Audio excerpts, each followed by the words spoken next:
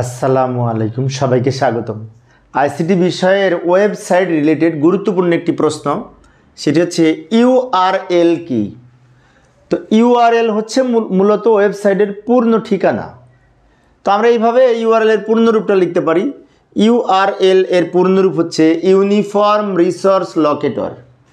URL এর পূর্ণরূপ হচ্ছে ইউনিফর্ম রিসোর্স লোকেটর, এটা পূর্ণরূপ। আর ইউআরএল কি? একটি ওয়েবসাইটের পূর্ণ ঠিকানাকে ইউআরএল বলে। HTTPS থেকে শুরু করে একেবারে সম্পূর্ণ ঠিকানাকে ইউআরএল বলে। এই ক্ষেত্রে ইউআরএল এর মাধ্যমে ওয়েবসাইটের ঠিকানা শনাক্ত করা হয়।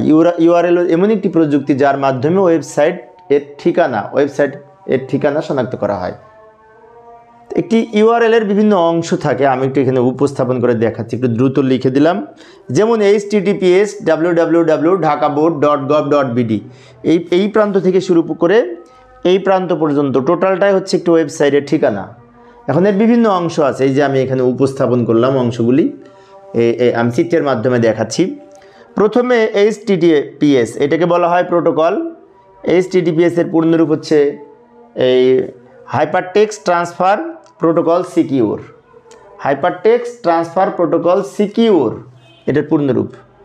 www ওয়ার্ল্ড ওয়াইড ওয়েব, এটা হচ্ছে হোস্ট নেম। এবং এই ঢাকা বোর্ড, এটা হচ্ছে ডোমেইন। এটা হচ্ছে ডোমেইন নেম, ওয়েবসাইটের মেন ঠিকানা এটা ঢাকা বোর্ড, এবং এইটার নাম ডোমেইন নেম। আর এই যে .gov, এটাকে বলা হয় টপ লেভেল ডোমেইন নেম বা ডোমেইনের প্রকৃতি। .gov দ্বারা সরকারি প্রতিষ্ঠান বোঝায়। .bd, এই .bd হচ্ছে কান্ট্রি কোড। বাংলাদেশের বিডি, আমেরিকার US, তাই না, ইন্ডিয়ার IN, পাকিস্তানের PK। তো এইগুলি হচ্ছে ওয়েবসাইটের বিভিন্ন এই ইউআরএল এর অংশ। টোটালটা ইউআরএল ওয়েবসাইটের ঠিকানা, তার আবার বিভিন্ন অংশ আছে। তো প্রিয় শিক্ষার্থী বন্ধুরা, আজান দিচ্ছে, আমি এখানে সেজন্য নীতি টানতে চাচ্ছি। তো এই অধ্যায়ে তোমাদের সৃজনশীল প্রশ্নের লিঙ্ক আমি এই ডেসক্রিপশনে দিয়ে রাখবো, বোর্ড প্রশ্নের, তোমরা ওখান থেকে দেখে নিতে পারো। আর ক নম্বরের জন্য যদি এই ধরনের প্রশ্ন আসে, এটুকু লিখলে হবে, এই 2 লাইন। আর যদি 2 নম্বরের জন্য ব্যাখ্যা দিতে বলে, টোটালটা লিখবো সুন্দর করে চিত্রসহ।